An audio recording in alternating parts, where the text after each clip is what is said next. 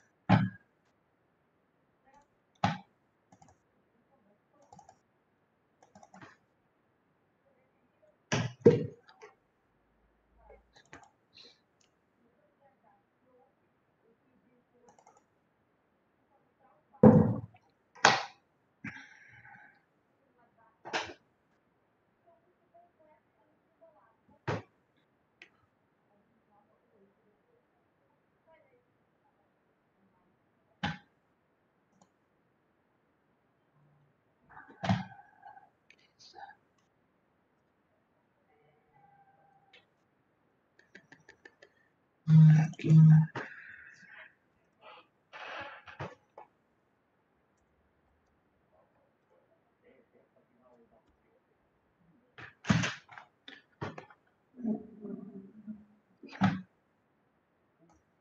Então, todos. Beleza.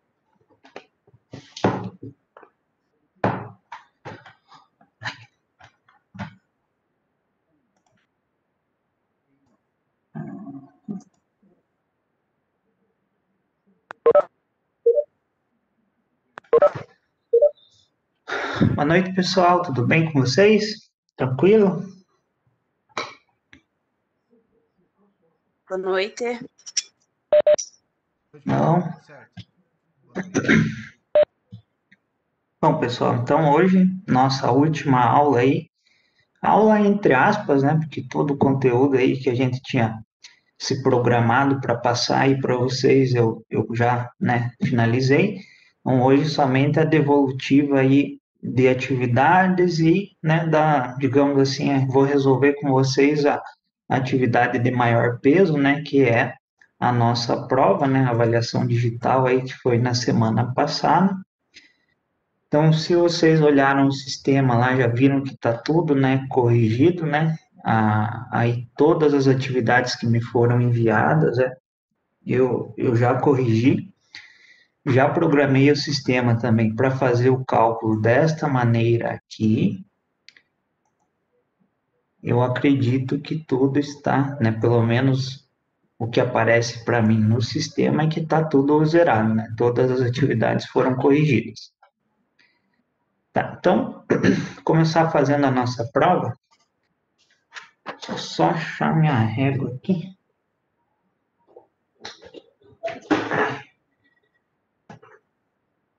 Então, qualquer dúvida que vocês tenham, pessoal, vocês podem parando a minha explicação. Então, professor, vi lá na correção que você me deu, né,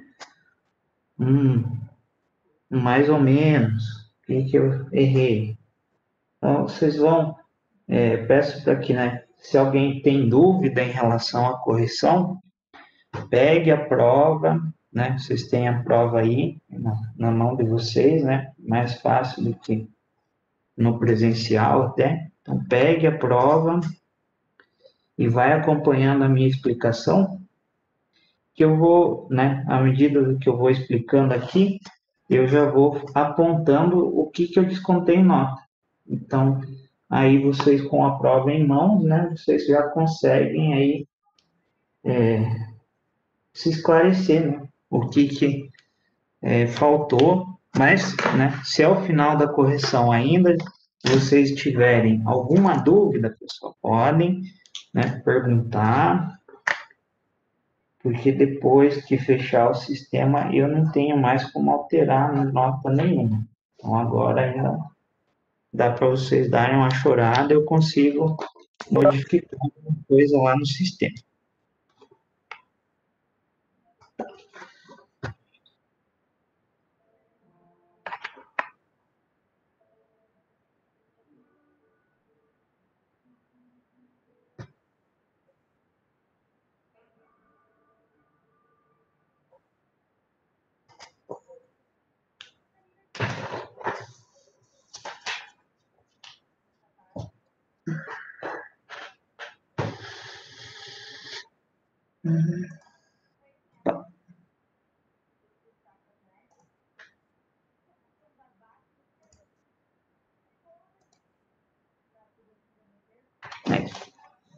Bom, então, nossa primeira questão da prova lá. Ó, primeira questão, valor 2 pontos, né? Professor, vi que lá no sistema eu estou com 9, 10. Como que eu tirei 9 se a prova vale 5? Então, no sistema eu tenho que sempre colocar a nota de 0 a 10, né? Então, se a prova vale 5, né? Então, é só dividir por 2 que vocês têm aí a nota que vai ser efetivamente somada pelo sistema, né? Na hora de fechar a média final de vocês. Então, vai estar multiplicado por 2 a nota de vocês lá no Unimestre. Então, ó, letra A, desenhe um diagrama de tensão de formação de engenharia para um material dúctil, demonstrando graficamente, então, demonstrar no gráfico e diferenciar o que é a deformação elástica e a deformação plástica. Tá, então essa é a nossa letra A. Então, a letra A, ela tinha um valor, ó, então a letra A, ela valia 0,7, a letra B 0,8 e a letra C, aí para fechar, valeria lá o 0,5. Então, letra A, estamos só colocando aqui, ó, letra A, valor 0,7. Então, vocês poderiam desenhar qualquer um desses dois perfis aqui de curva tensão-deformação. Então, qualquer um dos dois está correto, tá? Então, poderia ser qualquer um desses dois aqui. Segundo passo lá, dessa letra A, ó, desenhar o diagrama e diferenciar o que é a tensão, a deformação plástica e a deformação elástica. Então, eu vou colocar aqui embaixo. Aqui. Né? Esse aqui, acho que a maioria não teve nenhum problema na identificação, nada. A maioria não teve erro nessa parte aqui. Então, aqui, né? Deformação elástica e aqui, deformação aí plástica. Da mesma forma, nesse outro gráfico aqui, ó.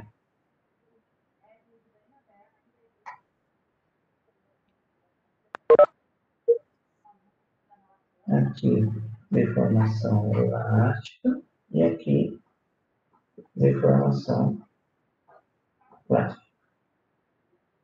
Ó, então, vamos ler a questão lá.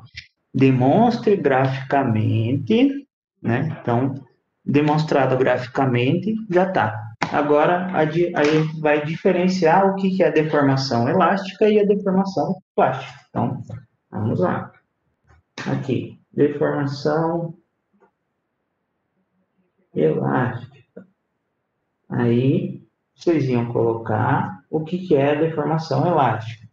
Aí, no dia da leitura lá da prova, então, semana passada, eu falei que queria que explicasse, né, o que é. Então, vocês deviam colocar que é uma deformação reversível, né? Então é reversível. Eu vou colocar na forma de tópicos, só para também não demorar tanto aqui na resolução. Então, é reversível. Então, o nível de tensão deve estar abaixo, né? Deve ser menor que a tensão de escoamento, né? Então, tensão de escoamento, então, localizada aqui. Então, o nível de tensão deve estar abaixo da tensão de escoamento. E se a gente relacionar lá com os átomos, né? Então, é aquele modelo que a gente verificava lá que as ligações atômicas, elas eram visualizadas como molinhas, né? Então, você tinha lá os átomos, né? E as ligações atômicas sendo representadas pelas molinhas.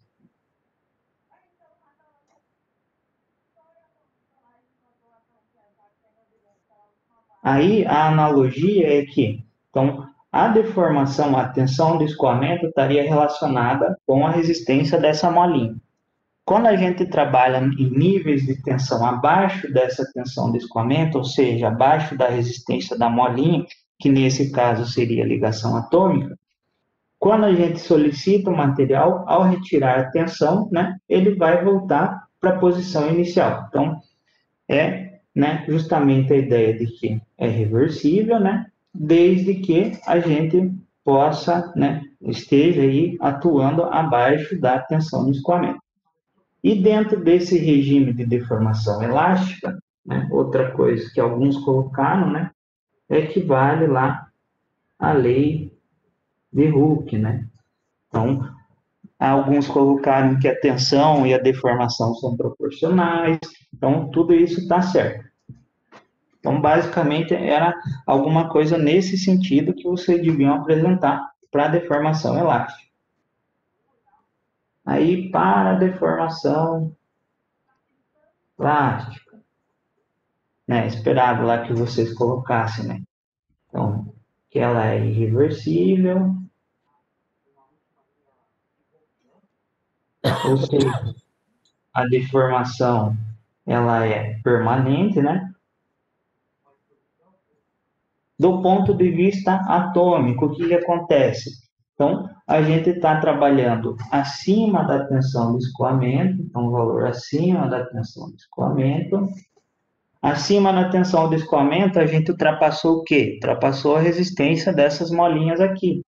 E quando isso acontece, a molinha, ela vai, por exemplo, analisando esse plano e esse plano aqui, então essa molinha, ela se romperia. Então, a gente ultrapassou a tensão do escoamento, né, nesse caso aqui, e aí, por exemplo, se tivesse um cisalhamento, alguma coisa nesse sentido, então ia se deslocar uma posição atômica para cá, né, esse viria uma para cá, esse para cá. Então, essas ligações elas seriam rompidas e novamente formadas aqui com os átomos adjacentes. Então, isso daqui é aquela parte lá do escoamento, né? Então, quando você trabalha com metais, né, ao você deformar ele plasticamente, você, né, a nível atômico, está fazendo normalmente um deslizamento de planos ou gerando um maior número de defeitos aí no volume, né, do nosso material metálico. Então, isso aqui acontece para a deformação plástica, não para a deformação elástica. Beleza. Então, feito isso aqui, fechou a minha letra A. Então, era para fazer o gráfico, identificar no gráfico deformação elástica e plástica, de um desses dois jeitos aqui. Então, eu vi que alguns colocaram uma região que, na verdade, assim, ó, não existe. Aquilo lá, assim, não faz sentido o que vocês colocaram lá. Colocaram uma terceira região aqui como escoamento. Ó, o escoamento, na verdade, ele está aqui relacionado com o fenômeno de deslizamento de planos, né? E até por esse motivo, essa tensão, né, ela recebe lá o nome de tensão de escoamento. Então, o fenômeno de escoamento, ele acontece a partir daqui, e ele está relacionado com a deformação plástica.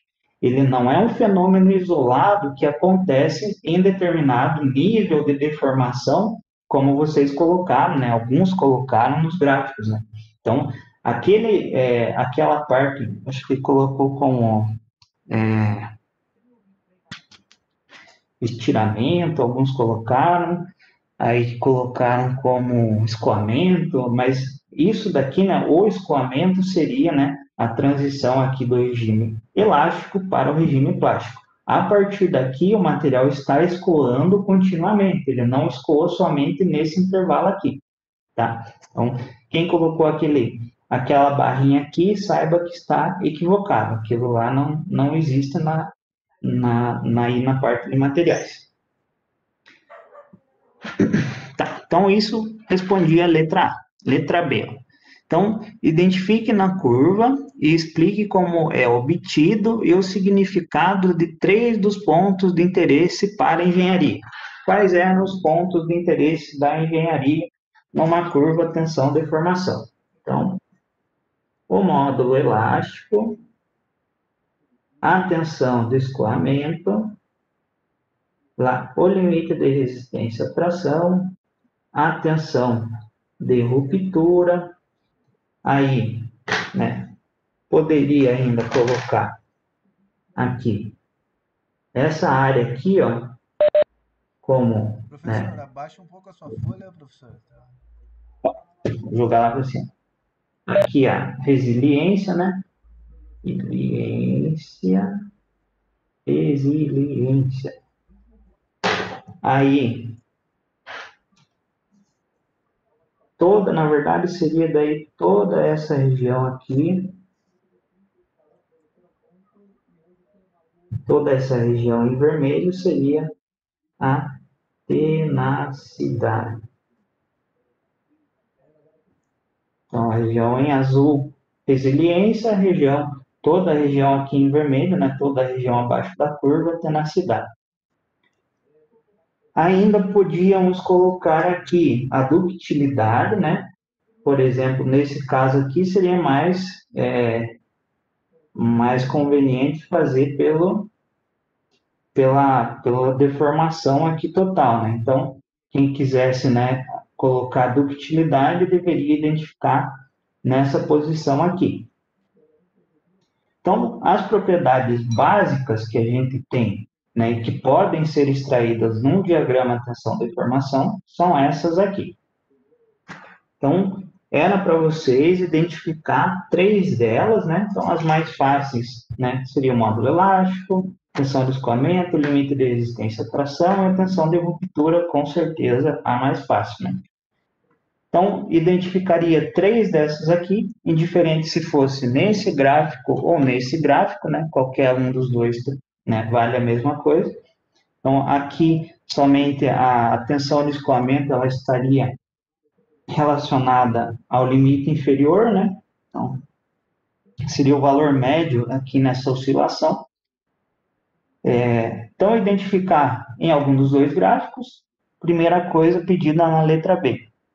Aí, segunda coisa, ó, explique como é obtida e o significado. Então, pegaria 3 dessas propriedades e explicaria o significado. Então, digamos que eu escolhesse a tensão de escoamento. Não, vou começar aqui, por aqui, ó, o módulo elástico. Então, o módulo elástico, o que ele é? Então, ele é o coeficiente de proporcionalidade entre tensão e deformação no regime de deformação elástica. É aplicado aonde? Na lei de Hooke. Então, essa é a definição. Como que a gente obtém? A gente pode obter lá, tem 3 modos. Coeficiente angular da reta, né? Então, traça uma reta de tensão versus deformação no regime aqui de deformação elástica, faz um ajuste linear dos pontos e obtém o coeficiente angular dessa reta. Então, esse é um dos modos. Segundo modo, módulo tangente. Então, traça uma reta tangente a algum desses pontos aqui na região, né, de deformação elástica e, né, vai obter lá o módulo tangente que vai ser igual ao módulo elástico. Ou o módulo secante, também obtido na região de deformação elástica, né? Então, tem lá, para esses 2 módulos, tem equações, né? Então, mas basicamente o secante, né, o ΔL sobre delta epsilon, né, por delta sigma, e daí o outro somente os valores, né? Então, seria uma tangente, então daí seria só um valor de tensão e um valor de deformação. Tá, então, assim a gente obtém aqui módulo elástico. Segunda propriedade, ó, tensão de escoamento. Então, o que é tensão de escoamento? Então, é o valor de tensão a partir do qual ocorre, né, a deformação plástica. Então, essa é a definição da tensão de escoamento. Poderia complementar como? Colocando, por exemplo, que normalmente as estruturas são projetadas, né, para ficar sempre abaixo do valor da tensão do escoamento. Então, você nunca vai querer que a estrutura deforme plasticamente. Como que a gente obtém? Então, o modelo, a forma mais comum, né, nesse tipo de perfil de gráfico é fazendo aquela reta que ela é paralela à região de deformação elástica em 0,002% de deformação. Então, escolhe aqui o ponto de 0,02, traça uma reta paralela a essa reta aqui formada pelos pontos na região elástica e, deixa eu representar aqui, digamos que se fosse aqui o 0,02, então a gente traçaria uma reta aqui, paralela, e dá lá no ponto onde seria a tensão de escoamento. Então, esse seria o modo mais comum de se calcular isso aqui. Aí existe, né, o caso desse tipo de gráfico, né, que a gente sempre tem aqui que a tensão do escoamento vai estar relacionada com essa tensão aqui, que é o limite de escoamento inferior. Então, pega o valor médio desses pontos aqui, e esse é o valor da tensão do escoamento. Então, esse daqui até é mais fácil de se obter a tensão do escoamento. Beleza. Limite de resistência à tração. Então, o limite de resistência à tração, o que ele é? Então, ele é o valor de tensão máximo na curva de engenharia. Fique claro, valor de tensão máximo na curva de engenharia. E ele representa o valor de tensão a partir do qual a deformação deixa de ser distribuída de maneira uniforme ao longo do material metálico, né, ao longo aí do corpo de prova, como ficasse, né, mais claro para vocês.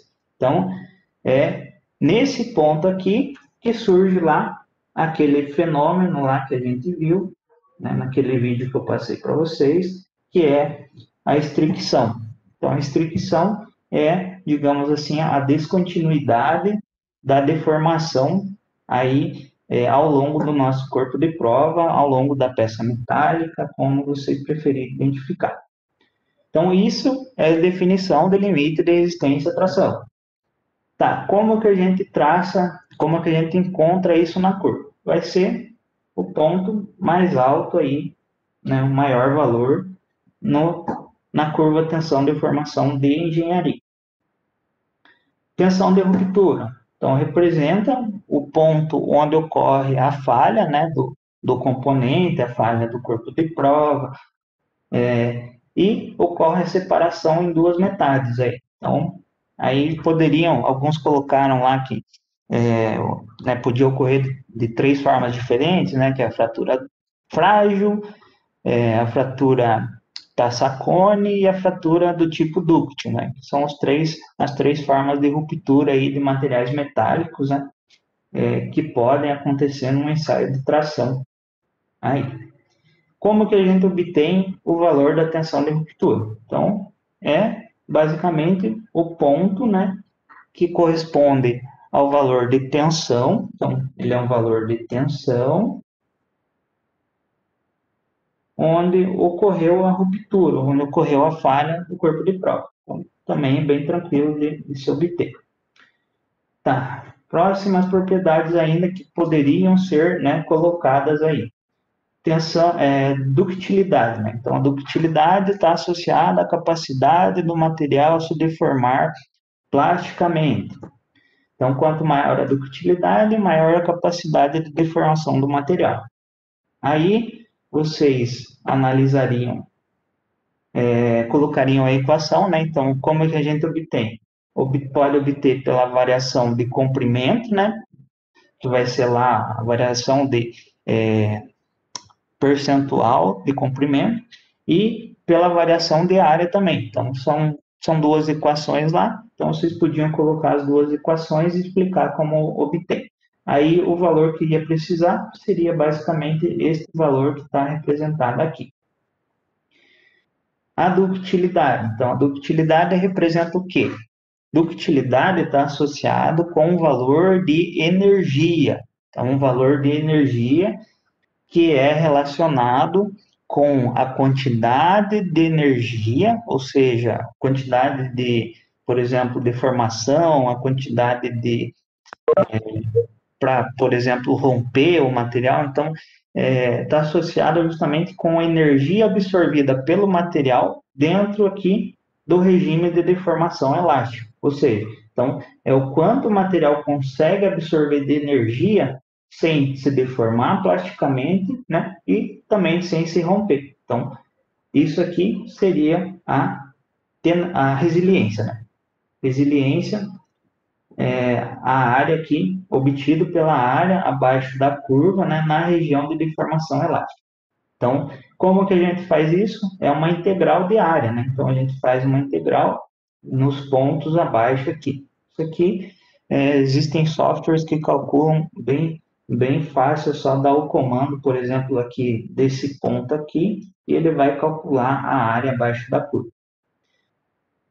Próxima propriedade, tenacidade. A tenacidade já não é somente a energia absorvida dentro do regime de deformação elástica. Ela é toda a energia elástica e a energia de deformação plástica que o material consegue absorver até se romper. Então, energia de deformação elástica mais a energia de deformação plástica que o material absorve antes de romper. Então, essa propriedade aqui é importante para materiais, por exemplo, de para-choque, que é o exemplo que eu sempre dou. Então, por exemplo, no impacto frontal num carro, né, um material com maior tenacidade é mais interessante para ser utilizado numa aplicação, né, de para-choques, por exemplo. Então, aqui, como que calcula, né? Então, seria a área abaixo da curva de tensão-deformação. Seria toda essa área que eu indiquei aqui, ó, em vermelho. Se fosse nesse gráfico aqui, né? Toda essa área assim. Tá. Então, aqui fechamos o que vocês poderiam responder na letra B. Aí, na letra C, eu peço para vocês, né, ilustrar e explicar qual que é a diferença entre uma curva de deformação, tensão-deformação de engenharia e a curva real.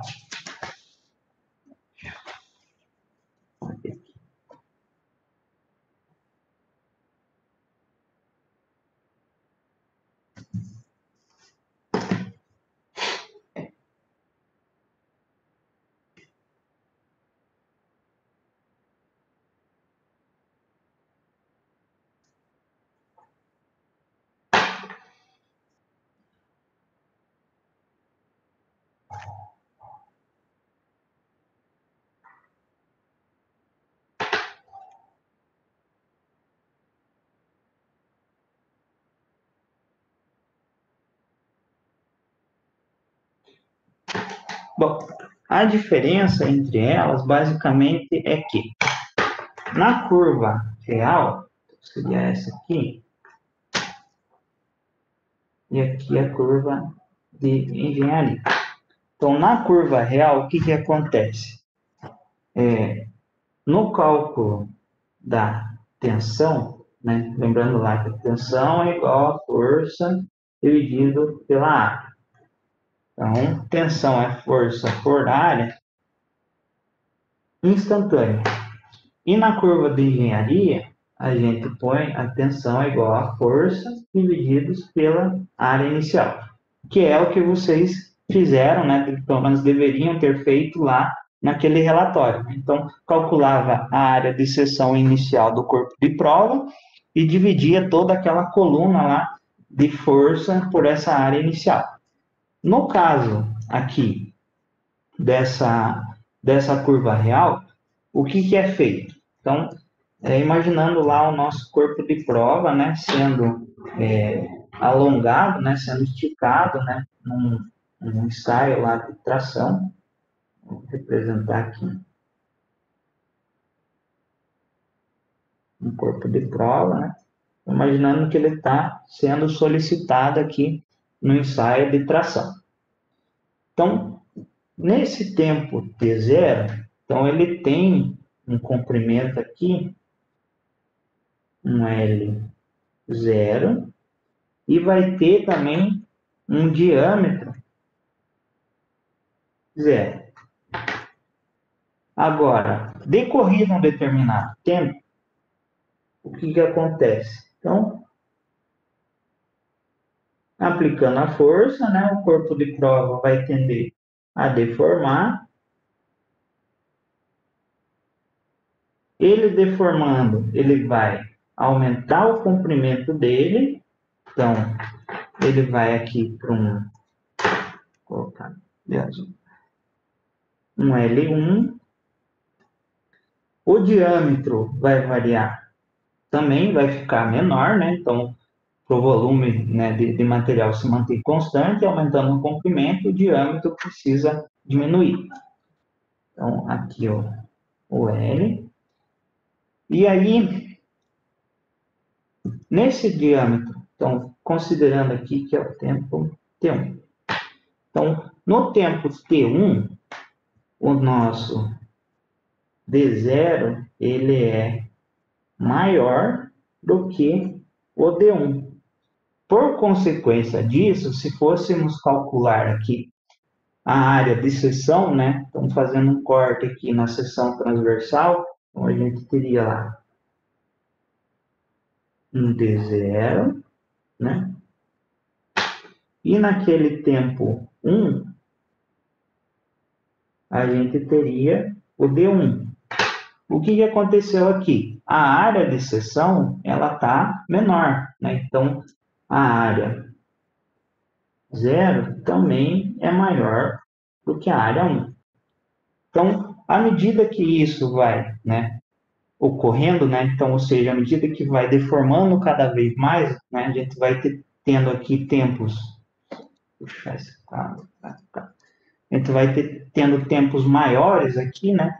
Essa diferença entre os diâmetros e, por consequência, a diferença nas áreas, ela acaba sendo refletida nessa diferença de altura entre as curvas. Então, na verdade, o que acontece?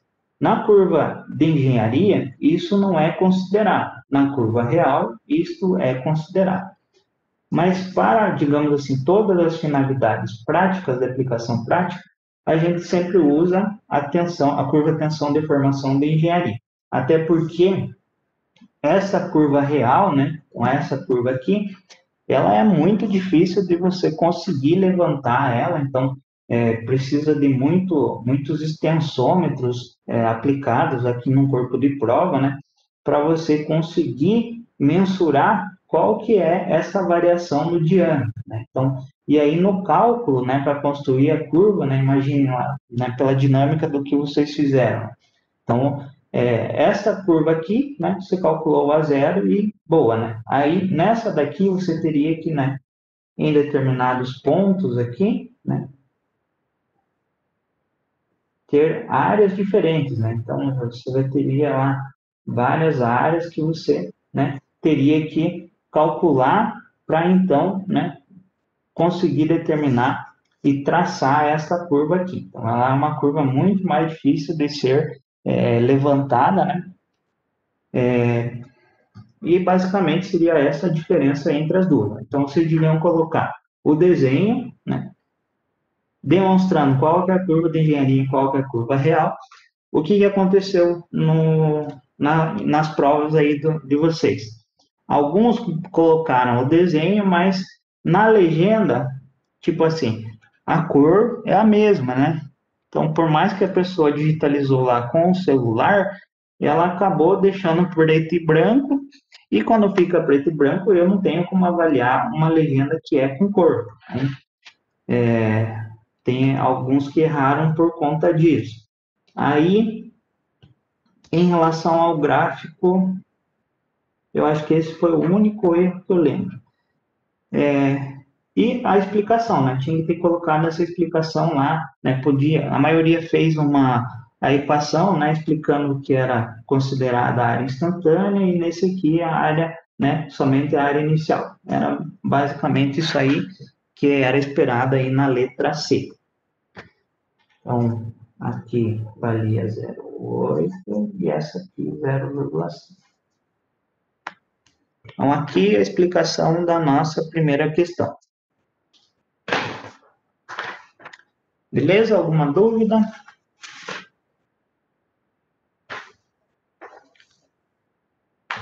Não?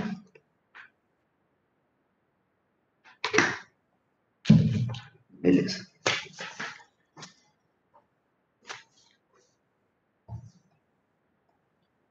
Próxima questão da nossa prova. Ó, questão número 2. Então, 3 parafusos de aço devem ser utilizados para fixar a chapa de aço mostrada na figura em uma viga de madeira, sabendo que a chapa suportará uma carga de 160 kN, que o limite de tensão de cisalhamento do aço é 360, e que se deseja utilizar um coeficiente de segurança de 3,5, o que eu quero saber? O diâmetro dos parafusos. Então, vamos para a questão número 2. Questão número 2 é a mais fácil que tinha na prova, a menos extensa também. Então, ó, primeira coisa, a gente tinha lá 3 parafusos e uma carga de 160 kN. Então, vamos primeiro descobrir a força que cada parafuso, né, vai suportar. Então, vamos escrever aqui. Determinando a carga para cada parafuso. Então, a força por parafuso vai ser, então, 160 kN dividido por 3. Fazendo essa continha aqui, 53,33 kN. Esse valor aqui, então, seria o quê? Seria a minha carga, né, limite, né, ou seja, a carga máxima aí que cada parafuso poderia suportar, né, deveria suportar nessa configuração que foi mostrada ali. Então, como a gente tem que aplicar um coeficiente de segurança, então, aplicando a este valor o coeficiente de segurança, então, a gente vai ter que a nossa carga limite vai ser o 53,33 vezes o coeficiente de segurança, que era lá 3,5, dando para a gente uma carga limite de 186,65 kN. Beleza. Então, agora, considerando as equações, quais equações?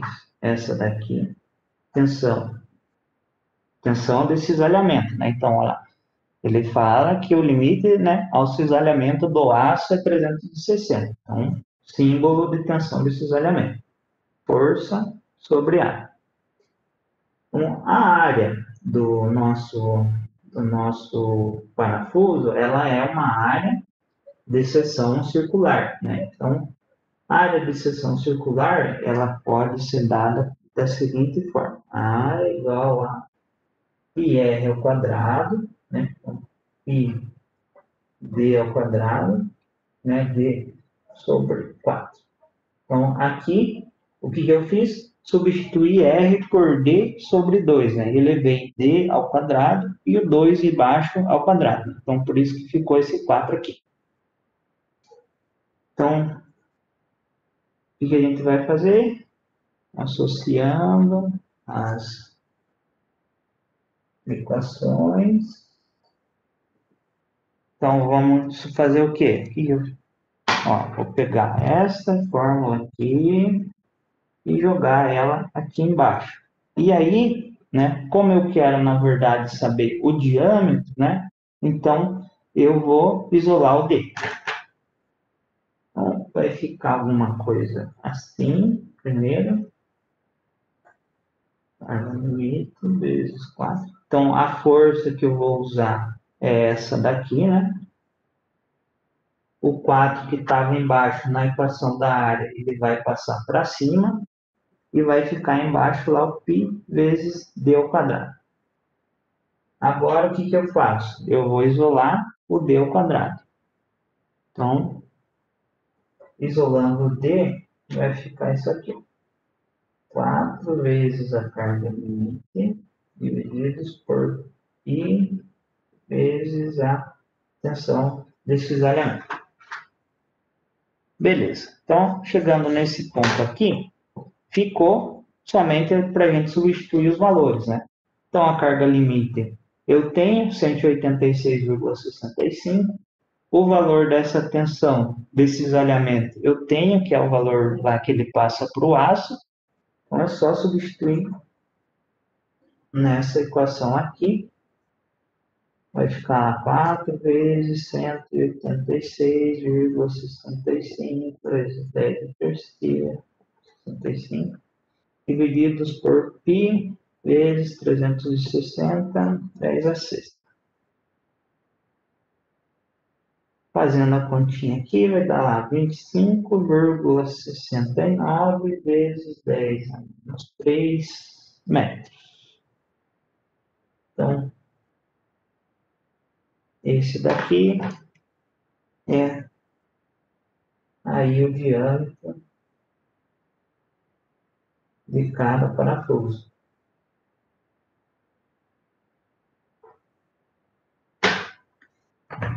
Beleza. Esse aqui, respondido aqui o que é pedido na questão número 2. Também, né, bem tranquilo aí, só aplicar, né, as equações. Alguns fizeram, né, calculando esse valor aqui, e daí depois, né, jogando o valor de área para cá, e aí calculando por final lá o valor do diâmetro. Ele deu um pouquinho de diferença, mas eu não descontei nota em relação a isso. Então, não descontei nota em relação aí a pequenos erros de arredondamento, para quem fez dessa forma. Agora, para quem fez assim, tinha que dar exatamente isso aqui. Beleza? Então, questão número 2 era isso aí.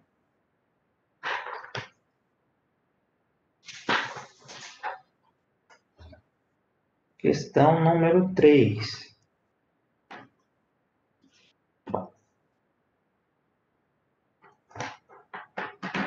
Então, a questão número 3, ela é a primeira coisa que a gente podia perceber. Ele é um problema estaticamente indeterminado. Só pela forma como está apresentado o desenho para a gente aqui. Então, em relação à resolução, a gente vai ter que buscar, né, alguma coisa lá na deformação, né? Então, já tinha que ter isso em mente. Ó, determine os valores de tensão nas partes AC e CB. Então, eu quero saber, né, qual que é a resposta que eu quero saber. Tensão em AC e a tensão CB. Então, essas são as respostas que eu quero lá no final do exercício. Então, analisando lá o que diz o enunciado. Então, ó, determine os valores, né, da barra de aço mostrada quando a temperatura da barra for de menos 45 até 20 graus Celsius, né, utilizar aí os valores de E igual a 200 e o coeficiente de dilatação térmica linear igual a 12 vezes 10 a menos 6 por grau Celsius, né, para o aço aí que é utilizado nessa peça. Bom, pelo fato de ter uma variação de temperatura especificada no enunciado, então a gente vai calcular o quê? A deformação, fazer equação aqui, em função da variação de temperatura.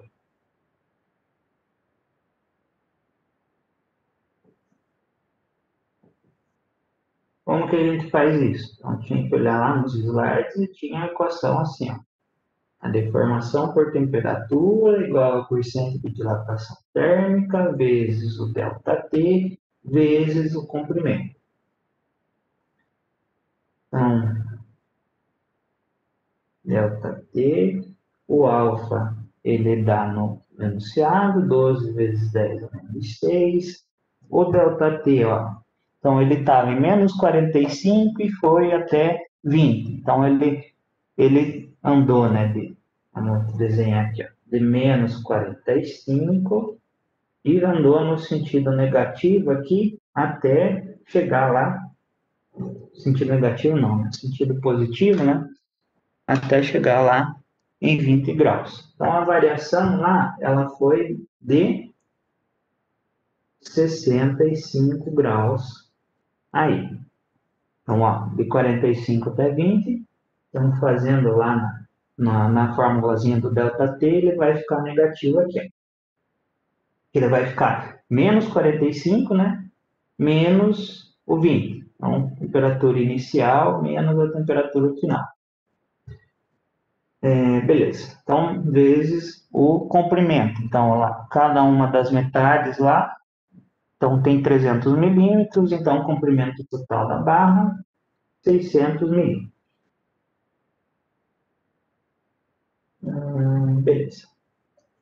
Então, ΔT aqui igual a 0,468.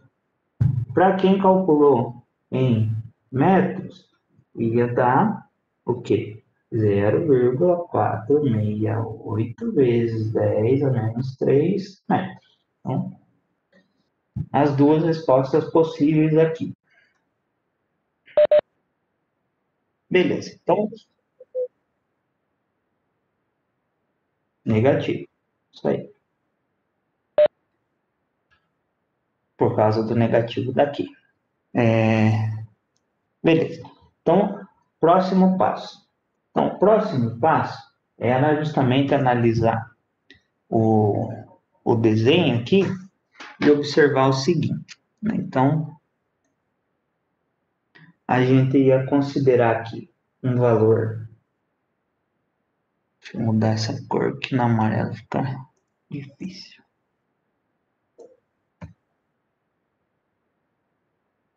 Então, aqui a gente ia considerar um valor RB. E, né, naquele método que a gente considera uma das reações como redundante, né, então, a princípio, a gente vai desconsiderar essa extremidade aqui, né, considerando que, então, a barra AB, ela vai deformar livremente. Então, primeira consideração aí, por conta de ser um problema estaticamente determinado. Então, considera uma das reações como redundantes e isso vai ser somado lá no final. Então, vamos escrever aqui. Considerando RA como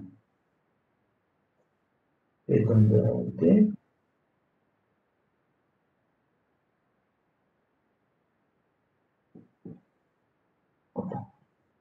podemos determinar a deformação em função de RB.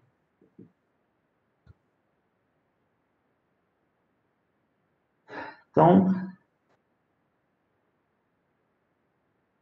é um problema onde você tem duas seções diferentes, né? Então, seria aquele caso que a deformação ela é dada pelo somatório de PI, LI sobre a área I vezes o EI. Então, nesse caso aqui, a gente tem duas seções, né? Uma de AC e uma de C até B. Então, a primeira, vou desenhar aqui do lado.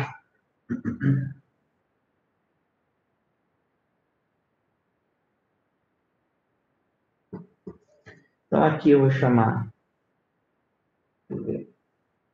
de 1 e aqui eu vou chamar de 2.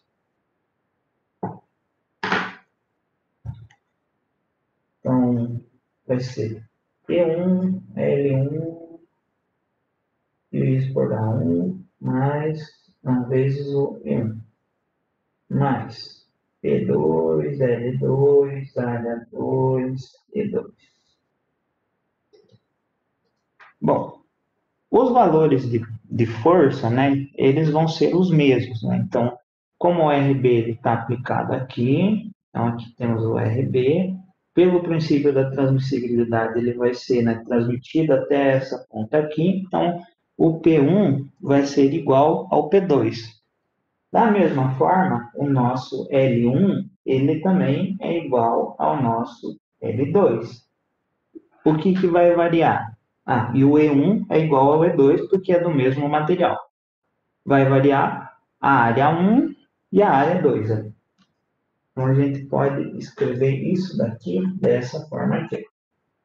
Delta R.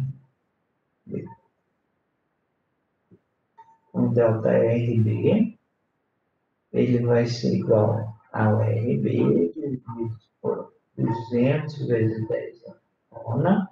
Então, esse é o valor do módulo elástico que está lá no enunciado, multiplicado por 300 vezes 10 a 3, passando para metros aqui, 390 vezes 10 a 6, mais 300. Então, esse valor aqui, a gente também poderia ter jogado para fora aqui, ó. 300 vezes 10, 3, 180 vezes 10 a menos 6. Então, beleza. Aí, o que a gente faria aqui? Então, faz essa divisão, né? Soma os valores. Aí, esse valor que deu o resultado dessa soma aqui, vai dividir por esse valor de 200 vezes 10 a nona, e vai, então, né, sair esse resultado aqui. Então, vai ser uma coisa em função de RB,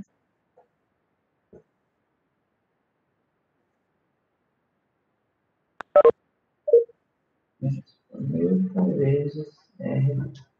Então, seria esse valor de 5,769. Bom, calculamos a deformação em função da variação de temperatura e agora, considerando que uma das reações é redundante e o efeito, né, de uma das reações, né, foi retirado e a gente obteve uma equação em função do RB. Então, o que a gente pode, olhando o esquema ali do desenho, né, dessa componente metálica aí, a gente pode observar que a deformação total do componente ela vai ser igual a zero. Então, isso por quê? Como os dois apoios, né, nas duas extremidades, eles são fixos, né? Então, essa peça ela não vai conseguir se deformar, né? Se ocorrer uma dilatação, alguma coisa assim muito grande, ela vai acabar flambando ou rompendo de alguma forma, né, os apoios, alguma coisa nesse sentido, mas ela não vai conseguir deformar por conta dos apoios fixos, né? Então, colocamos aqui, ó, como a deformação total da peça é zero. Então, a gente pode escrever que então, a deformação, que é igual... Então, essa aqui seria a deformação da peça. Vai ser igual a deformação por temperatura, mais a deformação em função dessa reação RB. Isso daqui deve ser igual a zero. Bom, com base nisso aqui, a gente substitui, então, igual a zero, coloca o valor do ΔT aqui, o RB a gente vai determinar, né, aplicando esses valores aqui.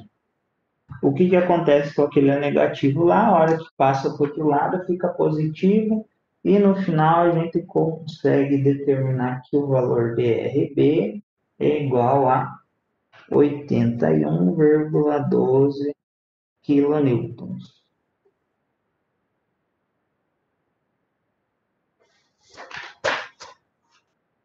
Bom, com o valor do RB, como não é pedido para a gente, né, a calcular aí qual seria as reações de apoio, ó, se fosse para a gente calcular o valor das reações de apoio, o que seria necessário? Então, seria necessário, nesse ponto aqui, considerar a nossa reação em A. Estaria aqui. Seria desse... No final, ela ia dar esse valor, só que, né, negativo. Então, ela estaria aí rebatendo, digamos assim, essa de 81,12. Porém, como não é esse, né, o objetivo do nosso... Desligou aqui. Né? Seria calcular as tensões, né? Então, nesse ponto aqui, a gente já consegue calcular o valor das tensões. Então, com o valor dessa RB aqui, ó. Então, determinando o valor das tensões. Eu ia colocar lá que a tensão em AC seria 81,12 vezes 10 a terceira, dividido lá pelo 390 vezes 10 a menos 6, que tem que dar um valor de 208 MPa. Ou 207,90 e alguma coisa aqui. A tensão 2 vai dar lá 81,12 vezes 10 terceira, dividido por 780 vezes 10 a menos 6, e isso aqui dá um valor de 104 MPa.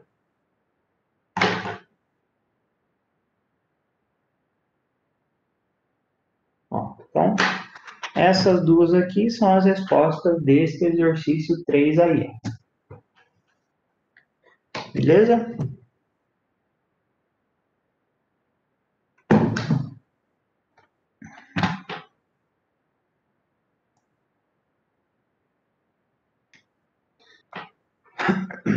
Então, exercício 3 fecha aqui. Vamos para o exercício número 4. Exercício número 4, né? Aí da parte de torção, né? Então, seria lá para vocês determinar o ângulo de torção, estaria associado com a deformação por torção, né? Então, calcular isso aí nos pontos B e no ponto C desse eixo aí. Então, é bem fácil também. Não tinha nada de difícil nesse exercício aí, tá? Vamos lá, número 4. Então, eu quero saber o ângulo de torção, então, φ em B, e o ângulo de torção em C.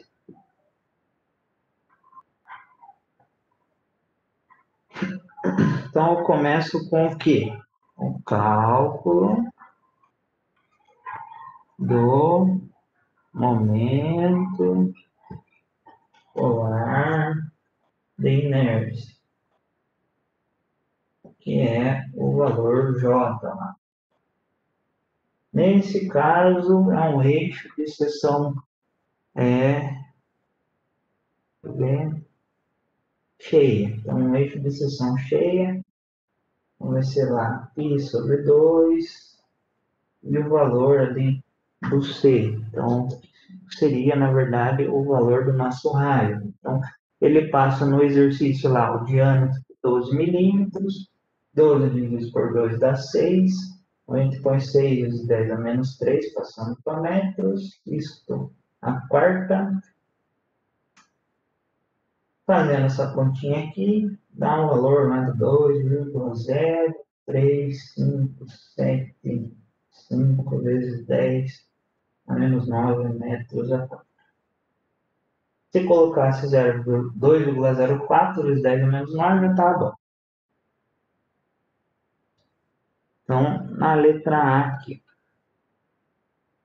mantém aquela equação de φ, que é um ângulo de torção em B, vai ser igual ao torque vezes o L AB, divididos pelo GAB, vezes o J. Então, o J vai ser o mesmo, o G também vai ser o mesmo, tem lá no enunciado igual a 39 gigapascal.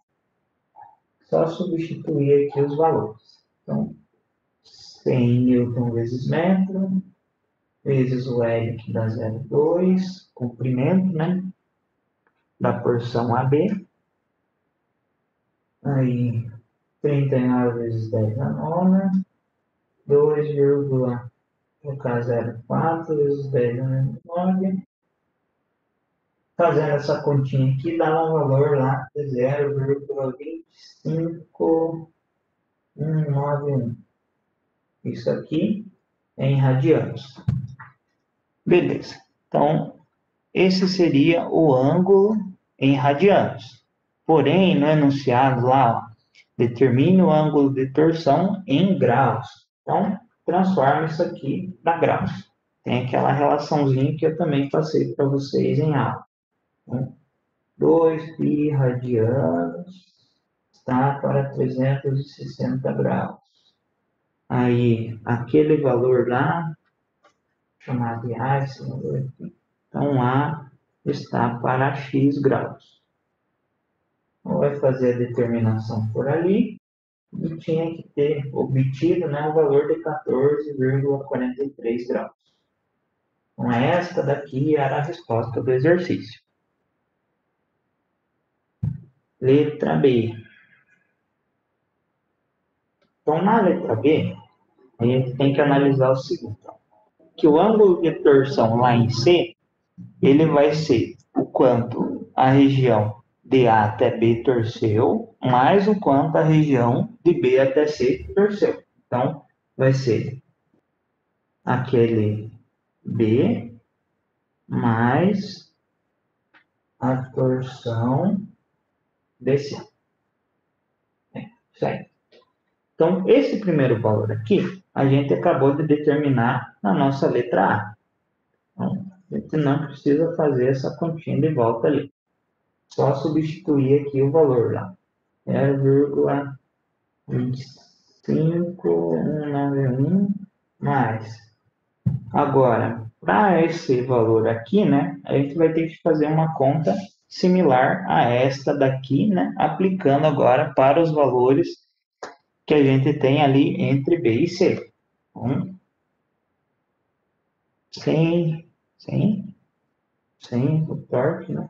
Vezes o 0,3, que é o comprimento, dividido pelo modo de resistência à torção ali, que é o 28 vezes 10 na nona, vezes o valor de J, né? Então, como tem a mesma área de seção, né? Então, o valor de J vai ser o mesmo, 2,04 vezes 10 a menos 9.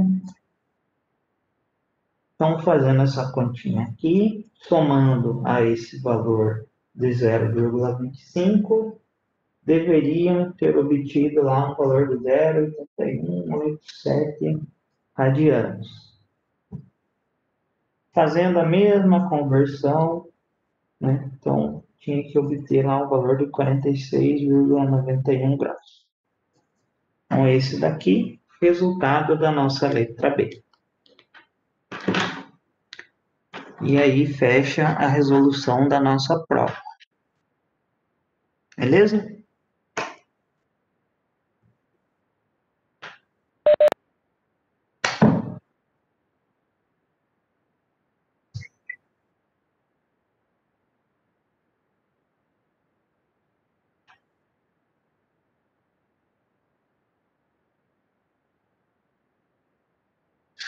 Deixa eu olhar aqui. É o valor que está no exercício, né? 26, né?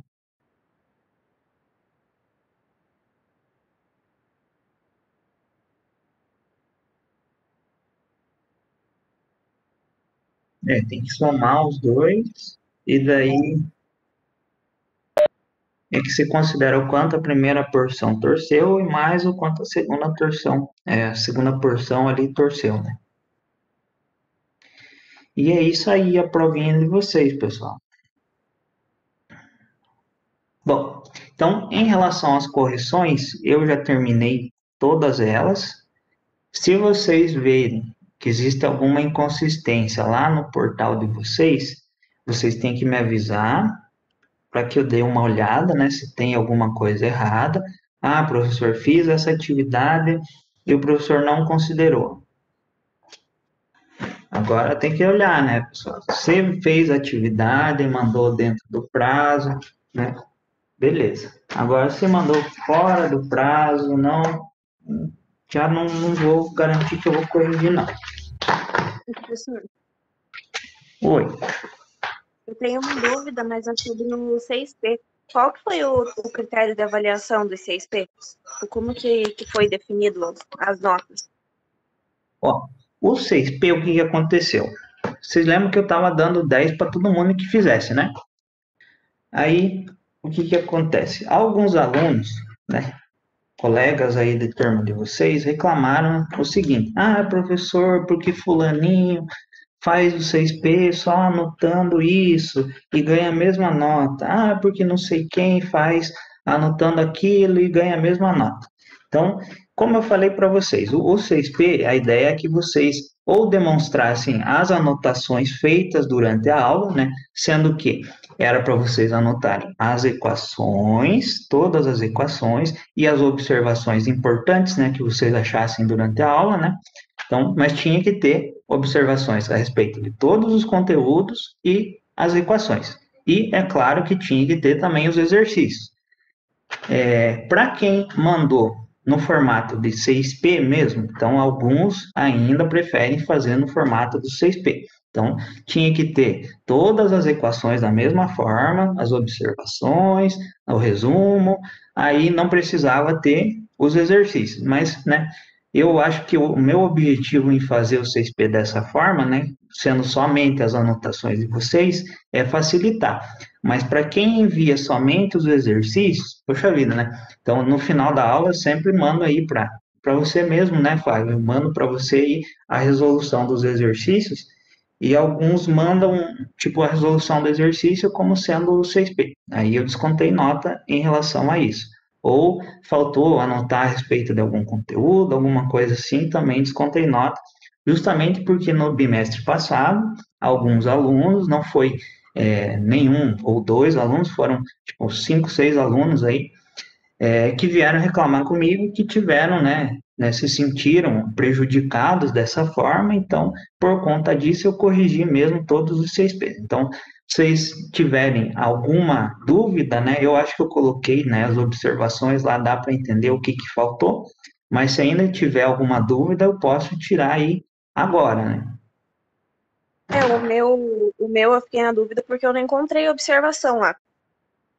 Eu encontrei a observação da prova, ou no caso da tua avaliação, né, na prova, o que estava errado lá, no meu caso era exercício 3, mas do 6P eu não entendi, tipo, as observações, sabe? Não sei se faltou, mas foi um específico, mas depois eu vejo certinho qual foi lá. Então veja lá e daí você me manda mensagem eu posso olhar. Então, aí também, pessoal, ó, além de dar uma verificada aí no portal, né? Então pode acontecer, né? Então, né, um erro humano acontece, né? Então, deem uma olhada se todas as atividades que vocês enviaram foram avaliadas, né? Alguns, o que aconteceu com alguns alunos? Eu já lembro algum, não lembro o nome específico, pessoal, porque é muita coisa que eu corrigi hoje. Mas teve alguns alunos que mandaram atividades, né, atrasadas, aí, tipo assim, o 6P era lá do mês 10, ele mandou lá no meio do mês 11, né, um monte, eu não considerei. Então, o 6P, a ideia é que você anote durante a aula e envie logo depois, né? Então, a ideia era facilitar.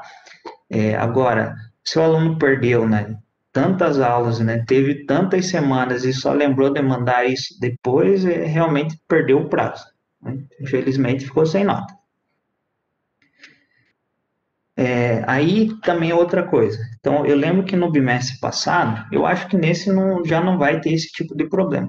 Tinha algum problema de comunicação entre aqui o Unimestre, né, e o portal, que é onde o professor fecha a nota, né?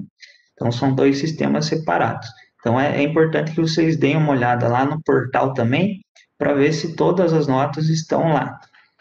Eu acho que não vai ter nenhum problema desse tipo, mas se tiver algum problema, vocês têm que passar para mim, porque aí tem que ser resolvido antes de eu fechar a nota, tá? Mais alguma dúvida, pessoal? Vocês têm alguma coisa que queiram perguntar? Professor, então, por exemplo, se eu pegar aquelas notas que já estão lá e jogar na equação que está no pé, eu já vou ter a minha nota finalizada, isso? Está tudo fechado. Beleza. Na verdade, assim, ó, irmão, pelo que me passaram, né, você deveria já ter a sua nota lá no portal. Tipo, pelo que a TI informou pra gente, ela deveria. Eu já programei o sistema para calcular a nota, né? Como eu já lancei todas as notas, ele deveria já aparecer digamos assim, a sua média em tempo real aí. Mas eu não sei se está funcionando digamos assim, essa configuração, essa função do sistema aí. Mas... Beleza, professor, obrigado. Tranquilo? Pessoal, mais alguém tem dúvida? Não? Ó, então, como a gente não teve nenhuma discussão a respeito daquele trabalho lá do diagrama tensão de formação lá, então, alguns pontos que eu gostaria de conversar com vocês. Então, deixa eu só ver se eu tenho aqui um exemplo aqui, só para não falar sem mostrar.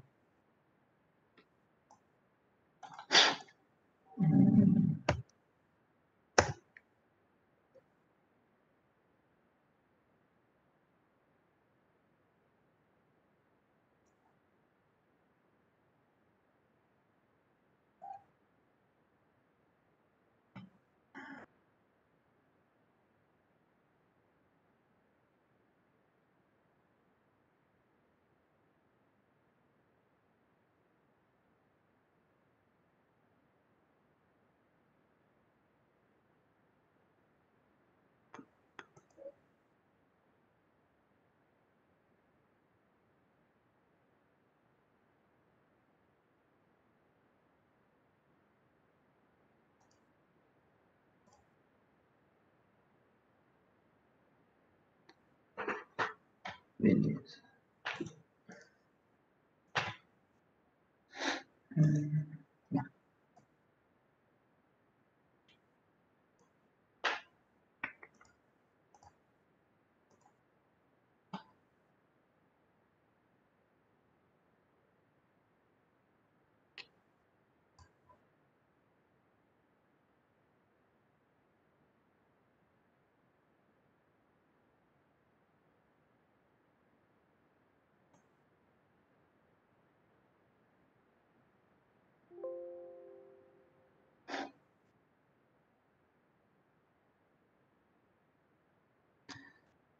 Tá, achei aqui.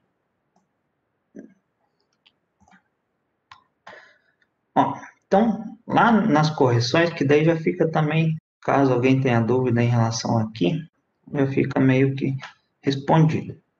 Então, eu coloquei algumas observações de metodologia, porque é importante a forma como é apresentado o trabalho, né? Então, aí, né, o objetivo justamente da graduação é, né, instruir vocês da forma adequada, por exemplo, de elaborar um trabalho científico, né, que vai ser a forma, por exemplo, que vocês, digamos que precisem apresentar um relatório técnico de uma prestação de serviço, alguma coisa assim, seria a forma correta de construir isso aí.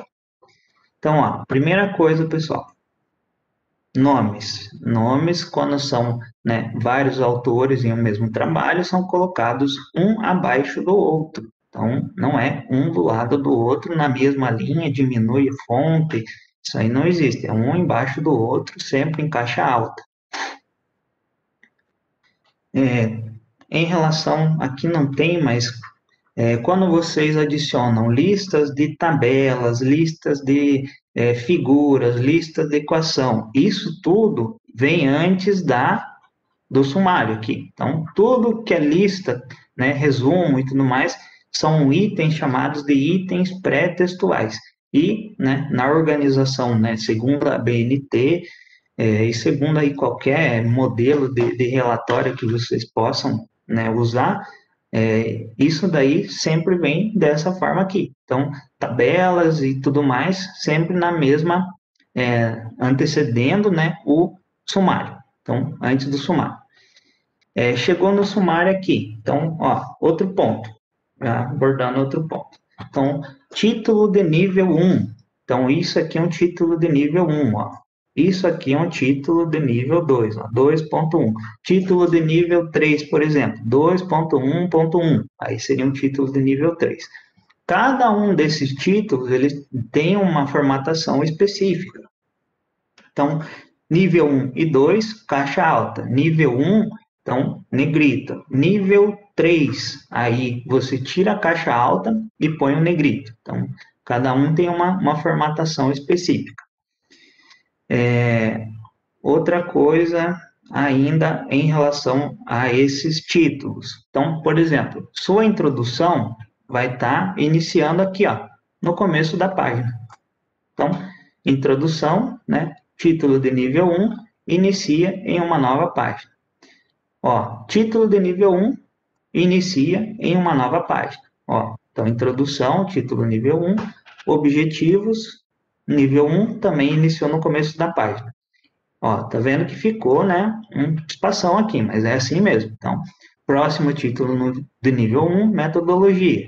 Ó, tudo beleza, né? Então, metodologia. O que é, digamos assim, o que eu esperava de vocês nesse trabalho? Na introdução, somente uma introdução lá de 1, 2 páginas, ó, como está aqui, uma página, poderia ser até 2 páginas aí essa introdução.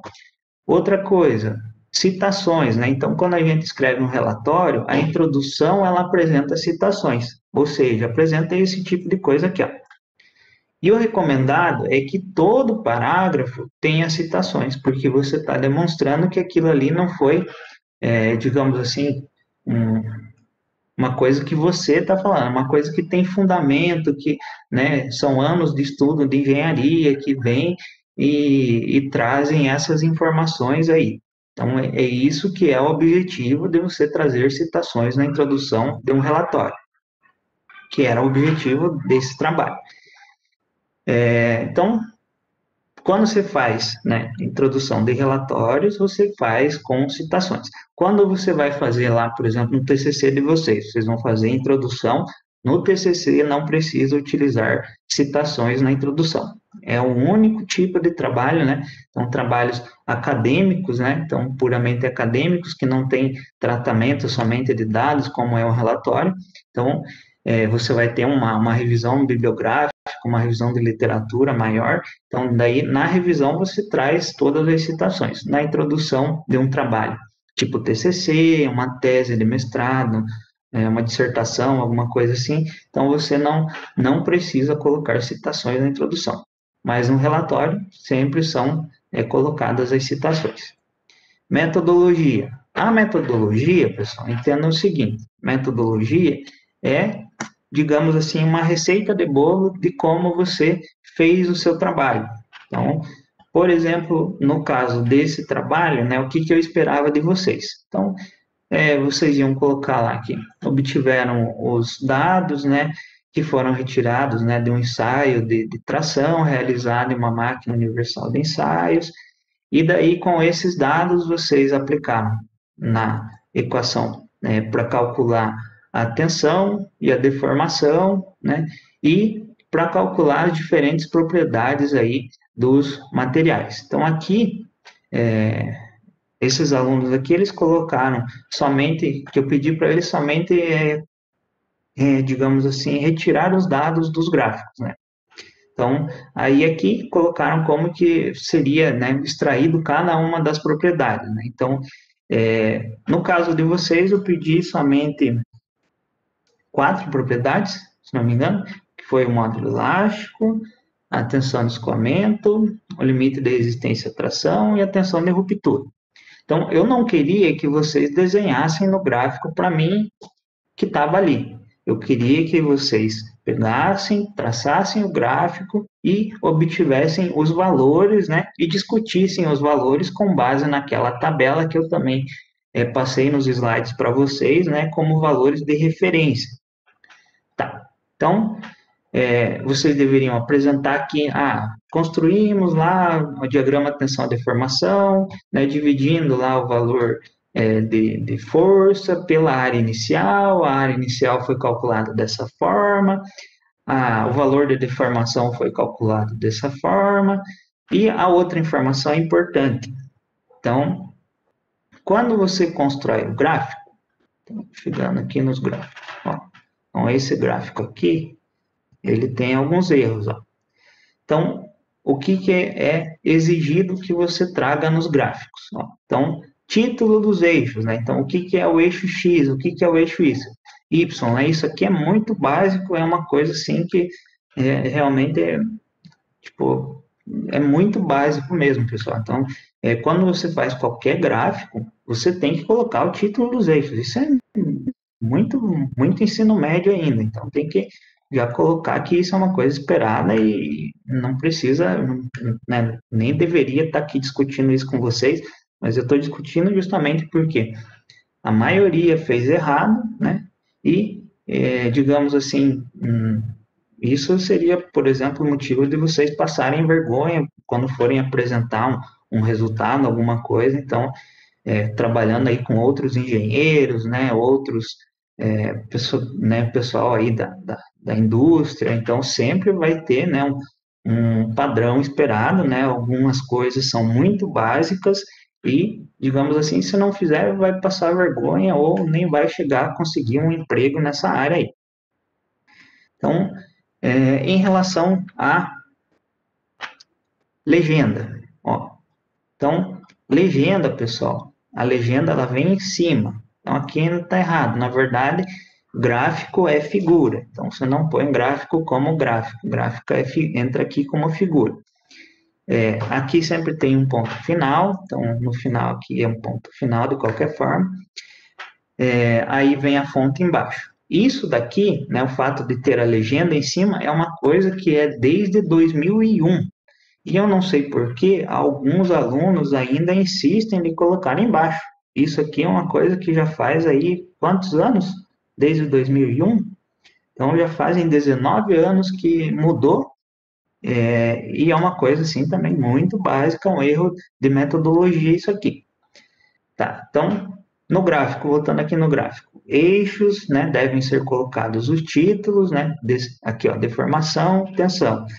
Outra informação obrigatória nos eixos, a unidade. Então, quem colocou que aqui estava em porcentagem, você não especificou no cálculo que multiplicou todos os valores das colunas lá que vocês calcularam por 100, na verdade não está em porcentagem.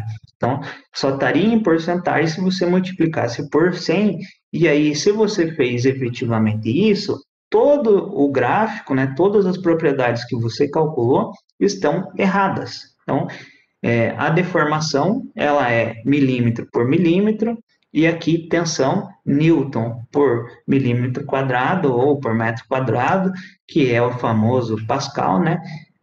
O mais comum, ó, como vocês podem ver, e também nos gráficos de vocês, ficou da mesma forma, não teve uma equipe que modificou isso aqui, então, eu já deixo dessa forma para justamente ver, né, se alguém se toca, porque é um negócio também que vocês, em mecânica dos sólidos, aí desde a primeira aula, né, a gente vem trabalhando com as notações científicas, né, então, se vocês dividissem isso aqui por 10 a sexta, esse eixo Y aqui, ele ficaria lá em megapascal. Então, o mais comum é colocar em megapascal e aqui milímetros por milímetro.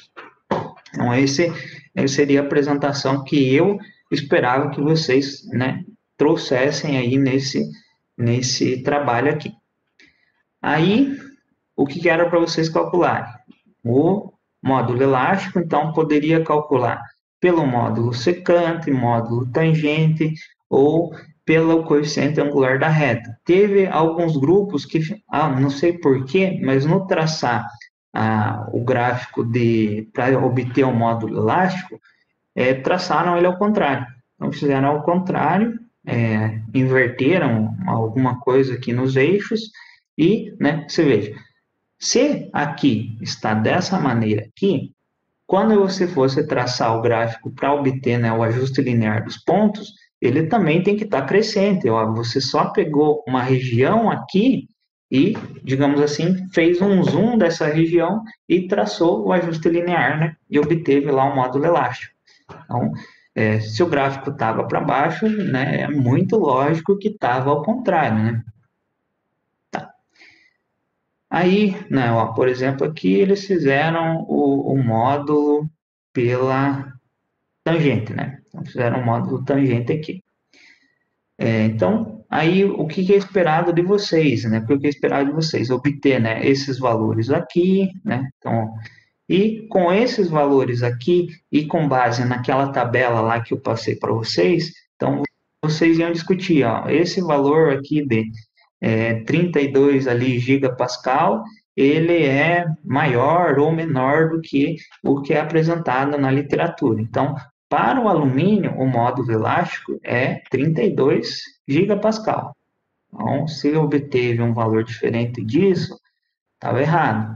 Aí, ó, nesse trabalho aqui, eu ainda pedi para calcular, né, a resiliência, a tenacidade. Então, eles fizeram a integração, né, daqui abaixo da curva, aqui abaixo da curva, para obter os valores de tenacidade e resiliência. Então, isso eu não cobrei de vocês, mas outra turma eu cobrei, ó, vocês podem ver que tem gente que consegue fazer sem dificuldade.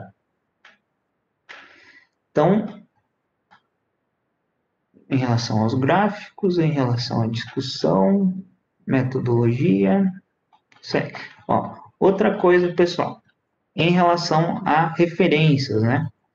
Então, por favor, não utilize o termo referências bibliográficas, né? Então, bibliográficos está associado a livros. Então, quando há uma pesquisa somente em livros, aí você traz o termo pesquisa, né? Referências bibliográficas. Por isso que quem fez aí, igual eu fiz o ensino médio aí, ensino fundamental e médio na escola pública, né? Então, sempre tinha os livros lá para a gente pegar na biblioteca, né? Então, a gente usava o termo referências bibliográficas, né?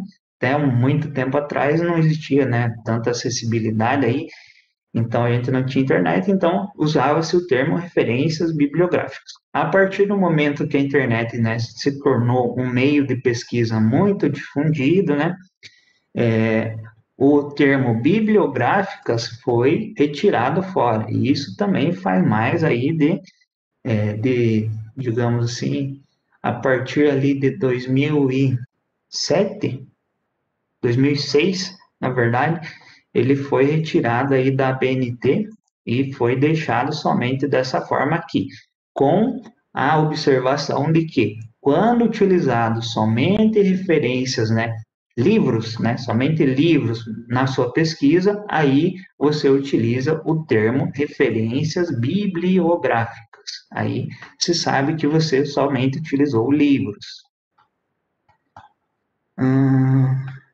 Acho que é mais ou menos isso aí, só para fechar.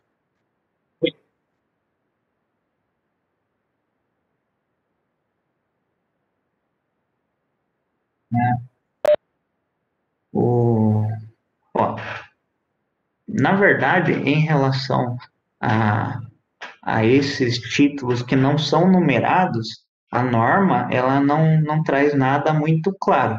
Então, mas o mais comum, por exemplo, quando vocês forem escrever o TCC, é trazer o sumário centralizado e referências alinhadas à esquerda.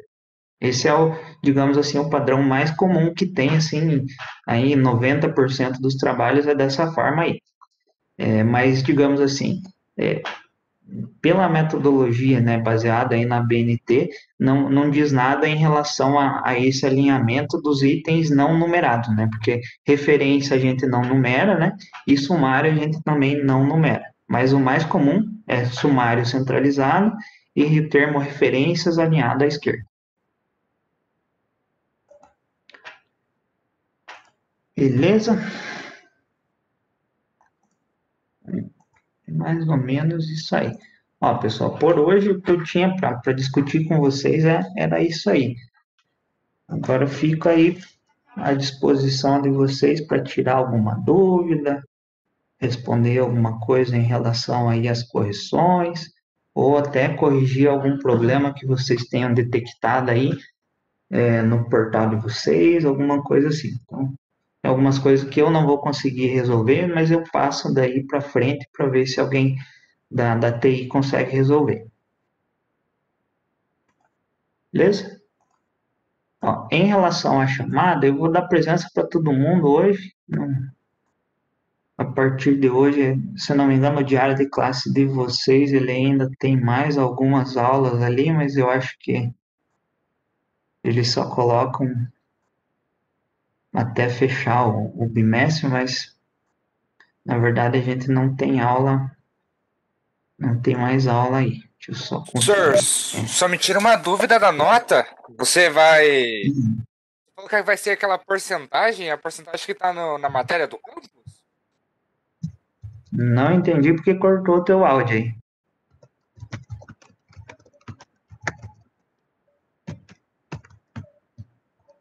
Tá escutando agora, professor? Tá cortando, mas pode falar. É o referente à nota. A porcentagem que tá no campus é a nota final, no caso? As porcentagens que estão no campus seriam as porcentagens que calcula a nota. Aham. Ah, tá, entendi então.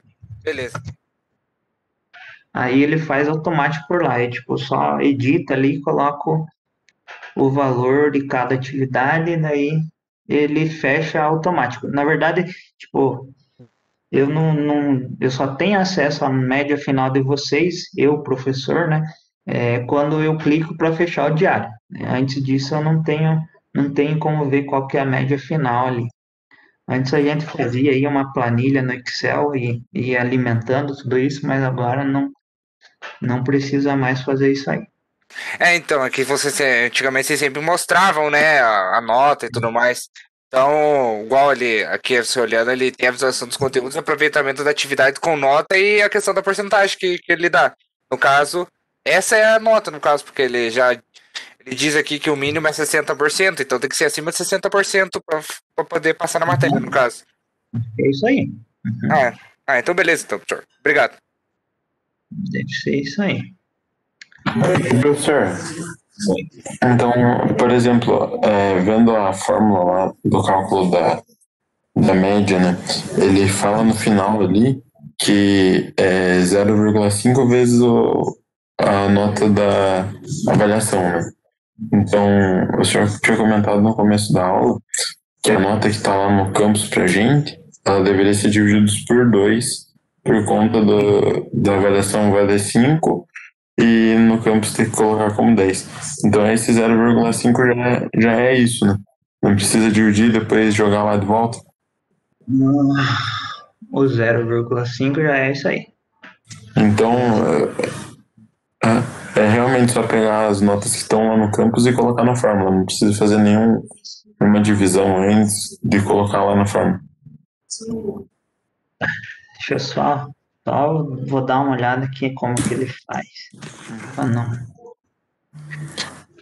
Se o senhor quiser fazer uma simulação aí com a minha nota, por exemplo, vai ficar Deixa eu ver aqui. Se calcular média, será? Deixa eu ver se é calcular média. Nossa senhora, bicho. Cacete, né? Soma da variação vezes 0,5 dividido pela quantidade.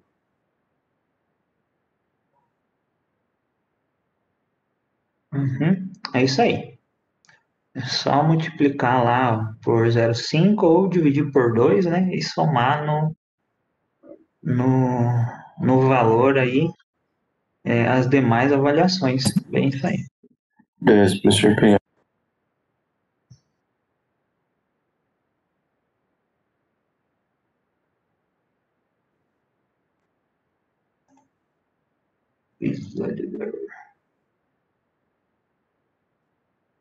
Ó, só para mostrar aqui como que é a fórmula que ele fica. Isso aí. Semana que vem é só para a gente fechar as notas. E para quem, acho que deixa eu só olhar aqui. Deixa eu ver no meu celular que tem aqui as datas certinho.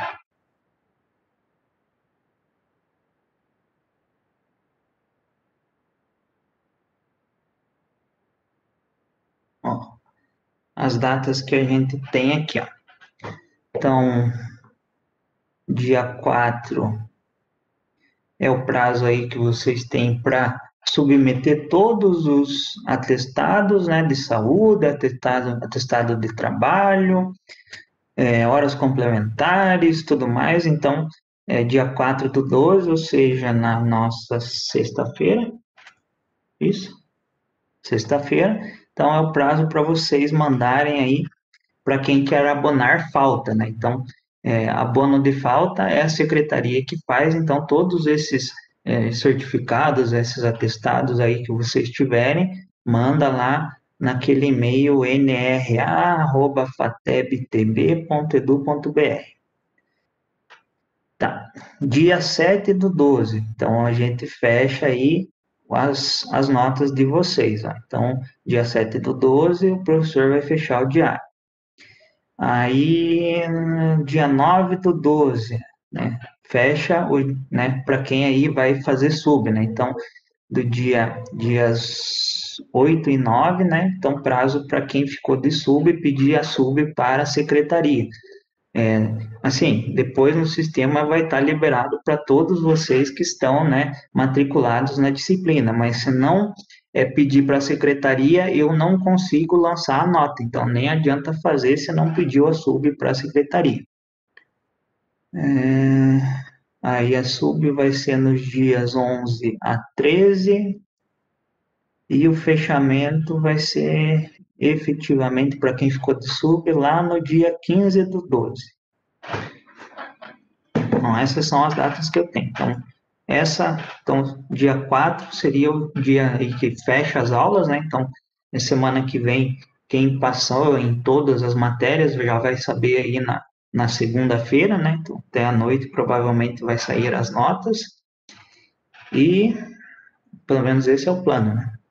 Aí vocês que já passaram estariam de férias, né?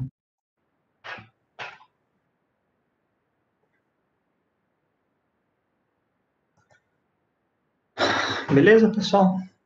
Mais alguém tem alguma dúvida?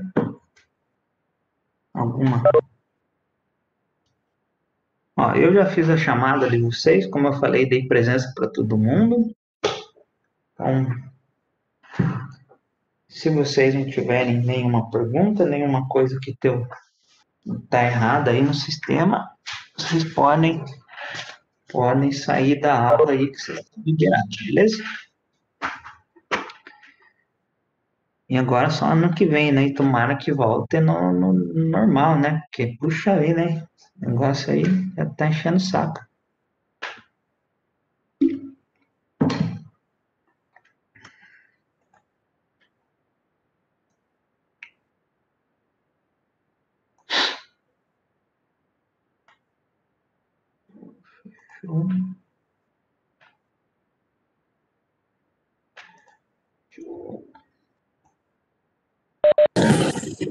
Então, professor, obrigado. Até mais. Falou, boa noite, pessoal. Beleza, falou. Ó, eu vou ficar aí mais uns 5 minutos, daí se ninguém falar mais nada,